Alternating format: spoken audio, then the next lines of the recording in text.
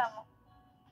Bir sabah tuttu babam elimden, götürdü beni en büyük sevgiye.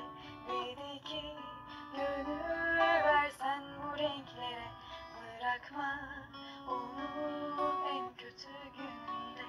İşte ben o günden beridir sana deliler gibi aşığım kanarya.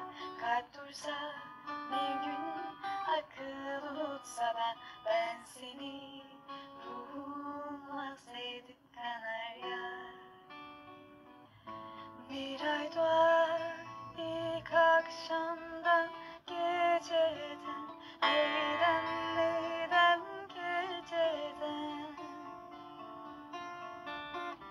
Şapkı vurur pencereden, bacadan dağlar kış üşümüş, yolcum üşümüş, nasıl edem ben? Şapkı vurur pencereden, bacadan dağlar kış üşümüş, yolcum üşümüş, nasıl edem ben? Uykusuz mu kaldın dünkü geceden, neyden geceden? Uyan uyan yar sinene, sar beni dağlar kışımış, yolcum üşümüş, nasıl edem ben?